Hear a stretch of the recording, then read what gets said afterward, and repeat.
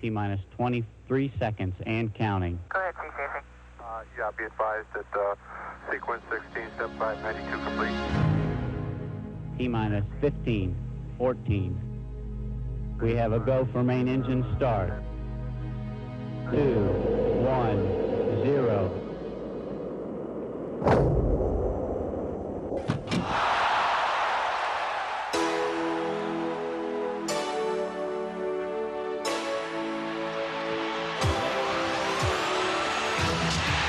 Look out! Harper drag swing. Harper took it coast to coast to the final 4 seconds.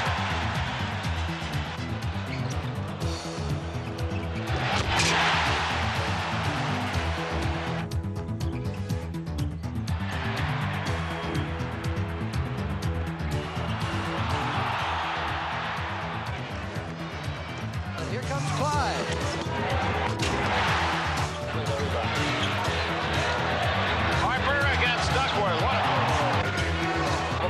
Drexler running room to the basket, stand up. Drexler. Here comes Harper against McKesky. Oh! I'll give him 9.6. The Blazer lead, cut to 1. Drexler.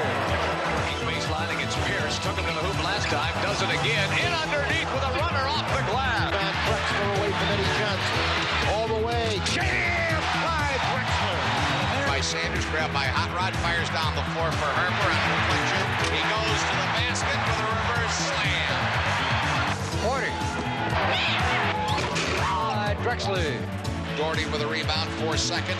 Here comes Harper flying down the floor, drives to the basket, slams to the buzzer. Has Drexler deep. Oh, no! Incredible play!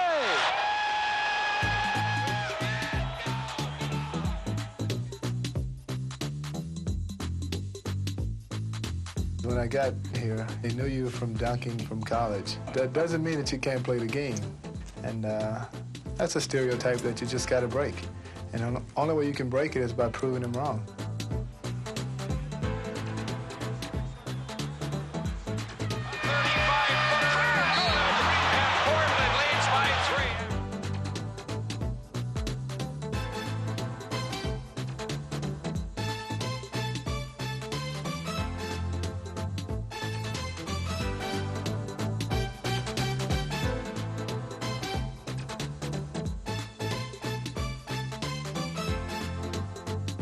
Growing up as a kid, I was a very quiet kid. I didn't talk too much because I had a speech problem.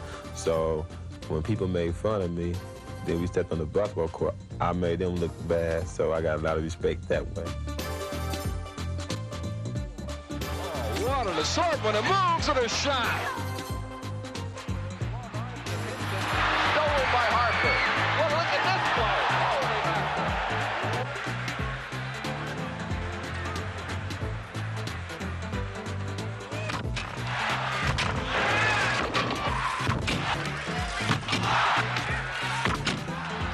Going out and enjoy yourself, because I just love doing the things I do best, and that's playing basketball and enjoying the people I'll be around.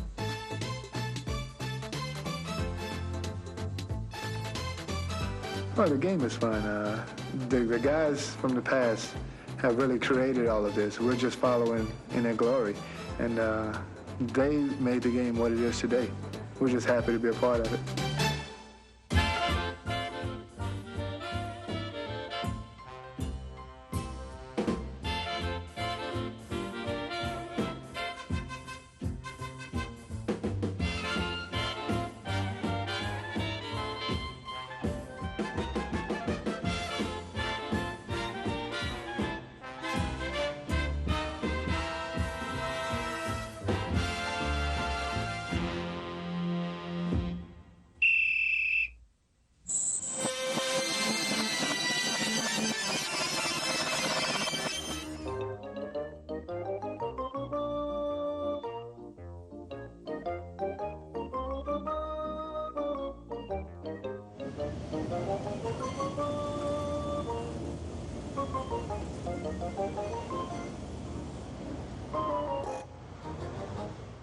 I was pumping gas in Worcester here while all this was going on, not worried too much about it, one way or the other. Finally, somebody called me up and said, hey, Waller Brown picked your name out of the hat. Well, I drove 40 miles down to Boston, signed a contract with Waller, and played the only place, really, that I would have played.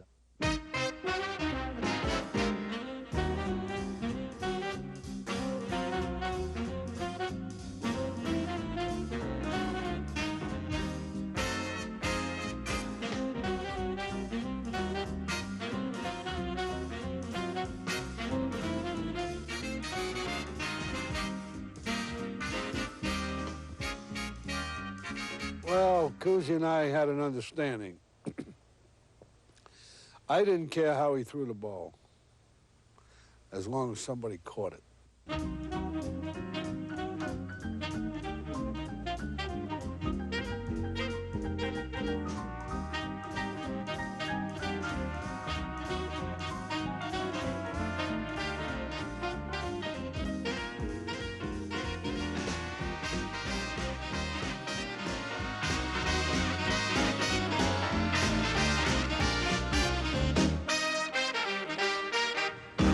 Really hit the open man, and when you got the ball, you were just in the position where you could take the shot. You never got the ball before you got to your position. Cousy would not give it to you.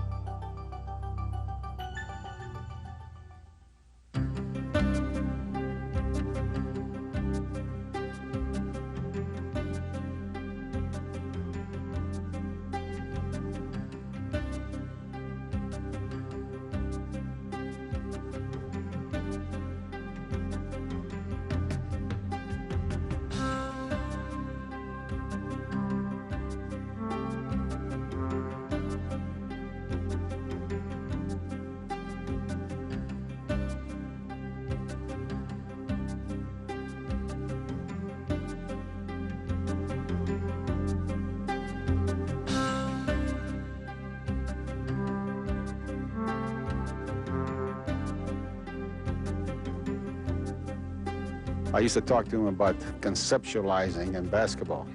And he just asked me, what do you mean by that? I said, you have to think 1, 2, maybe 3 patterns ahead of time what's going to happen.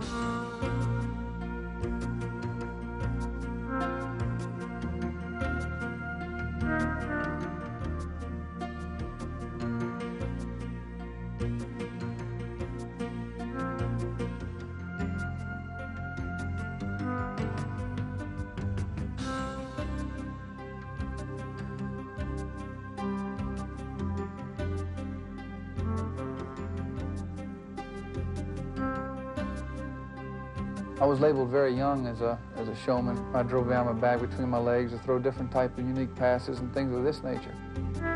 I would describe myself as a player that loved to run, was able to handle a fast break as well as anybody.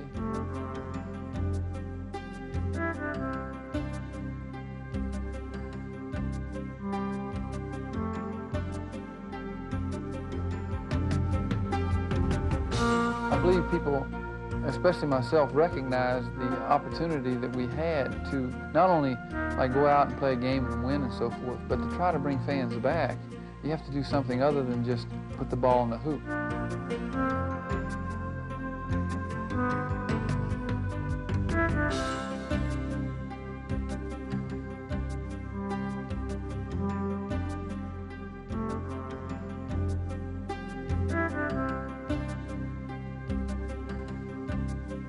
I was more of a scorer because I could handle the ball so well that it was really impossible for somebody to guard me in a one-on-one situation.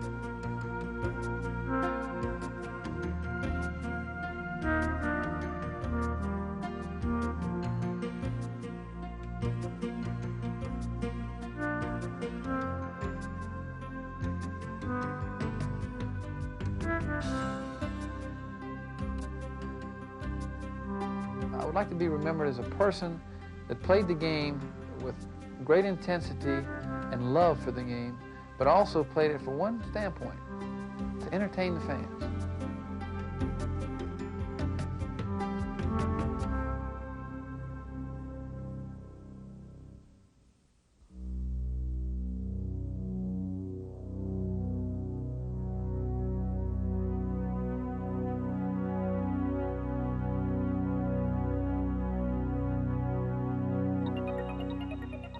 Sitting down on the sidelines while they were playing in the playgrounds and, with holes in my sneakers and waiting for a chance that maybe these guys will let me play. All of a sudden, they'll look around and they'll look and say, "Oh, come on, Earl, you can play."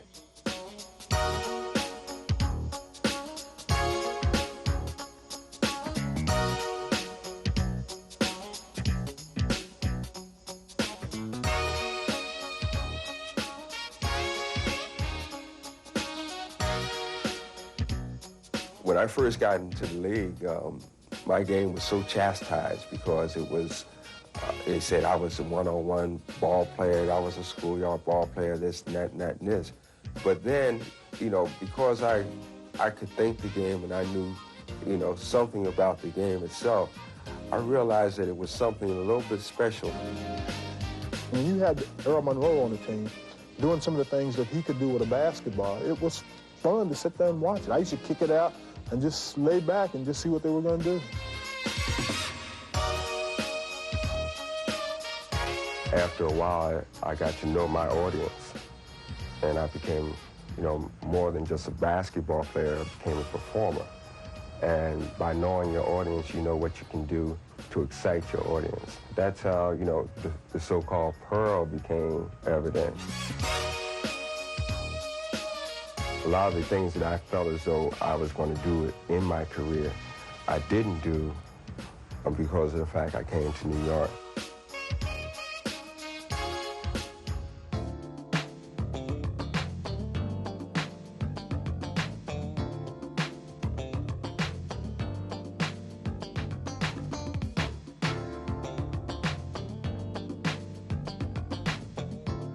Earl Monroe once caused me nightmares because when he was with Baltimore, he was such a devastating player to guard and such a showman that, he's the type of guy you didn't want to score on you because he made you look bad.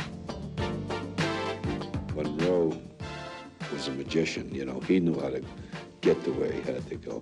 They thought he was just another flamboyant guy that shoots all the time and, does all these fancy things, but that was not Earl. Earl was a very, very intelligent basketball player, could make the plays, pass the ball, and another guy that was desperate to win a championship.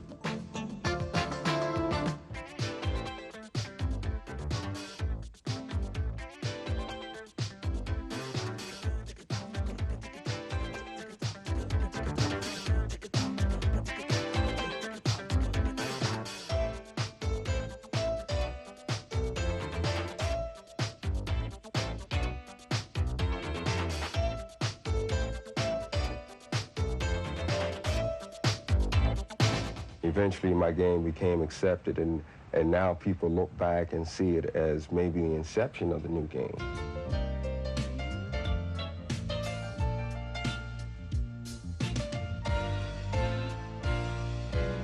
It's kind of strange because I go to a playground maybe, and younger kids might not know me as such, you know, but I hear them say, "He's Perlin."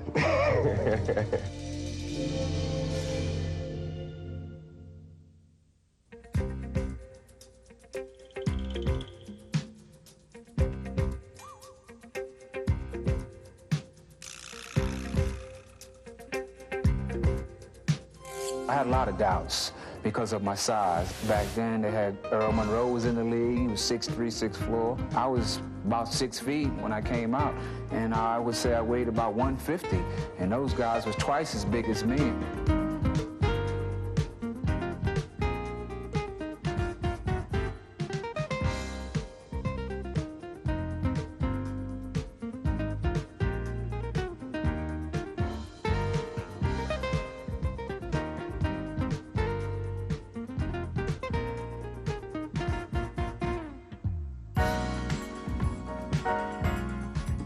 I always enjoyed playing basketball. I had a devotion for it, and I felt that this is one of the games that I really truly wanted to learn, and I wanted to learn it while I was young because I felt that at that particular time, I didn't really know how good I was going to be.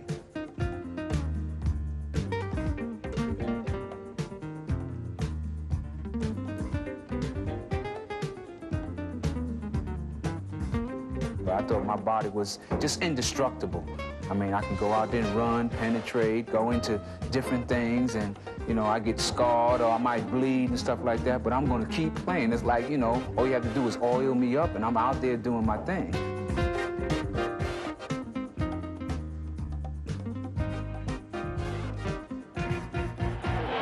Texas, El Paso, 6'1", number 7, Nate Archibald.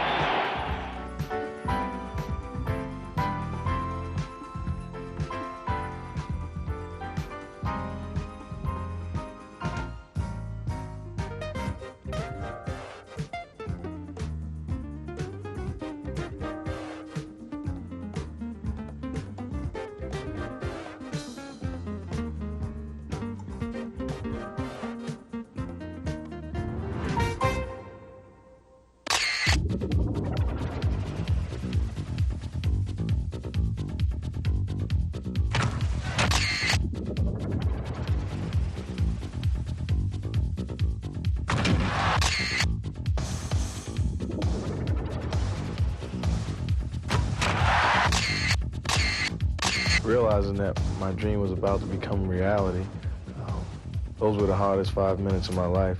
Every time I step on the court, I'm going to think about that day in June when I was selected 18th and 17 guys went ahead of me.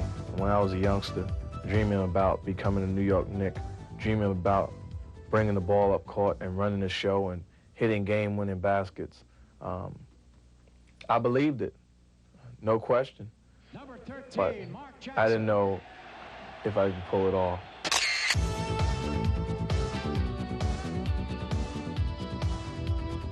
Mark Jackson, look out, look it! Mark Jackson down the lane, spinning and scooping on a hook, and he hit it.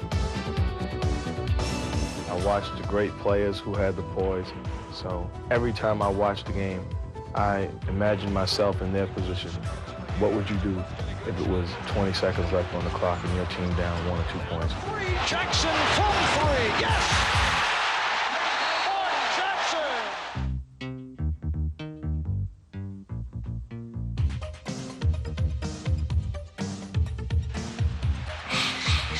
Unbelievable! Jackson keeping it alive. Finding Ewing. The point guard's responsibility is to run the club. Know who should get the ball, when they should get it, and where they should get it. When Mark gets the ball, the crowd comes to their feet, especially on a fast break, because he has a knack of doing something fancy with the ball, behind the back pass, between the leg dribble. And of course, the New York fans really like that style of play.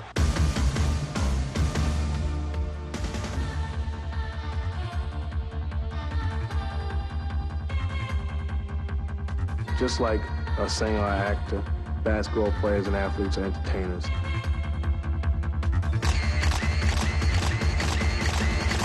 I take a picture of everybody on the floor when I get the ball. When I take it down the lane, or no matter what I do with it, I know where everybody's at. Jackson for Ewing. Trying every herky-jerky move that you can, just so that you can get them on their heels, and then you attack them. Jackson off a crossover with a gorgeous move.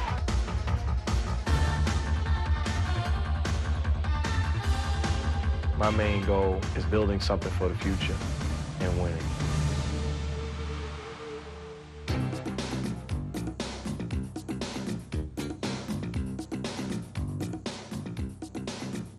Basketball to me is a freedom. When I walk in between those four lines on the basketball court, nothing comes into my mind but basketball.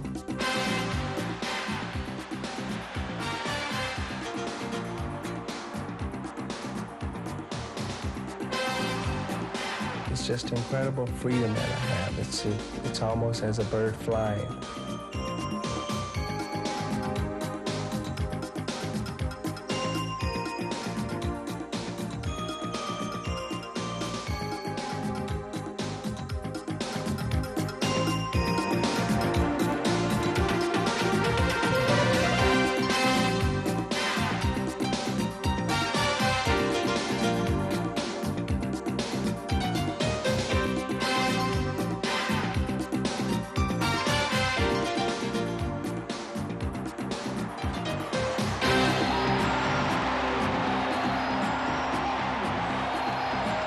I would say the most satisfaction I get out of making a good pass is a score at the end of the pass. Just the idea of fooling somebody, tricking somebody, or say, I caught you, boom. It just gives me a thrill. You know, I get a great sense of enjoyment out of it.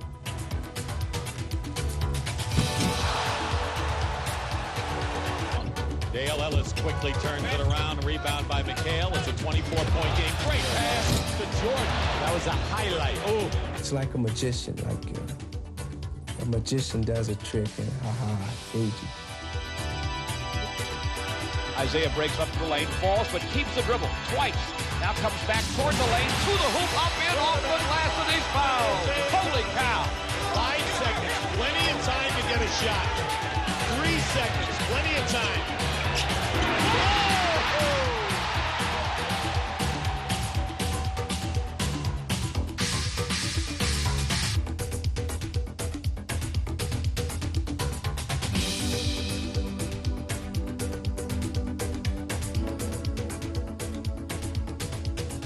You're looking at one of the most spectacular players in the game, a person who has abilities that surface during the year, but at crucial times, he reaches another level of performance. Here's Isaiah. Let's see what we got. All the way up.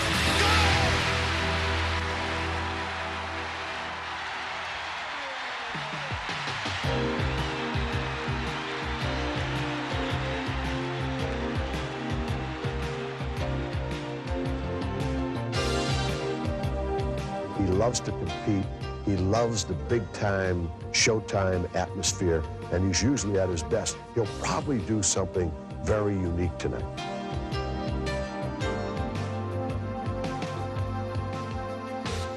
When my first place, I wish that I could play with him.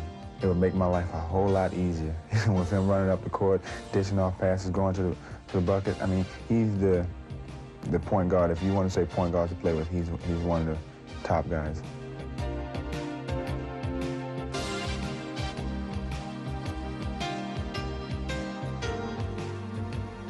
I don't think I'll ever be able to find anything that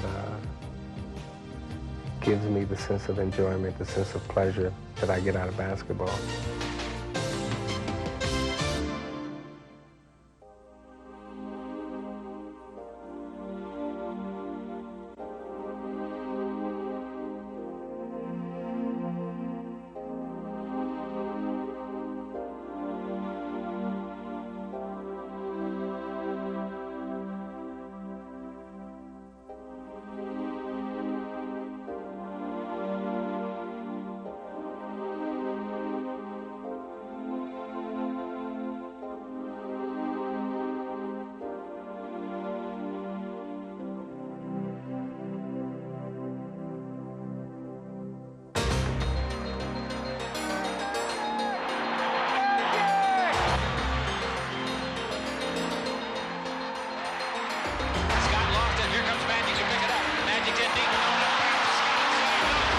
trying to go deep. Can't. Now he does on Perkins. Throws up a prayer. Banks in and he's fouled.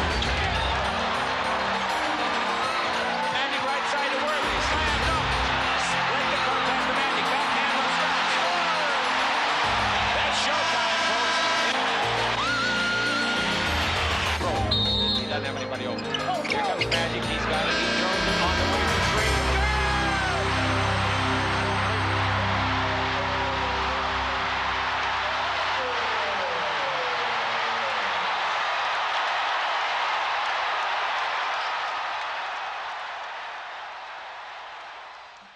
Out on the court, I can express myself. So it's like you come down this way, dunk. Matthews, beautiful basketball. Some 360, you know, hoopsie-doo, banger roll.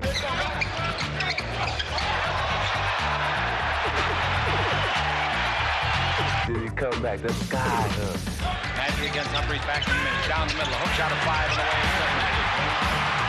Yeah, you know, you come back to fancy pass. They're both back by Tuesday when they'll call it different. So you just going back. So it's like a tennis match. And if you go down and reach for the popcorn, you might miss something. Magic pass. Oh, under the Worthy, slam dunk.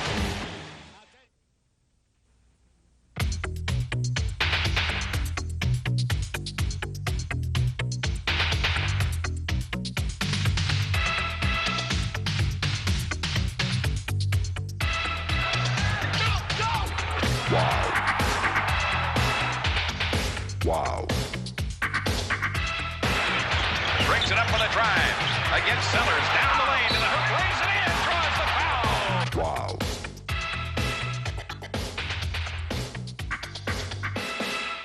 Wow. Away. They'll talk about it the rest of your life. Magic fires for 3. Got it at the buzzer! Magic hit a 3-pointer! The Lakers win! Save the green. Impressive play by Byron Scott. Magic has eyes everywhere and finds Worthy. Now here's Magic down the middle.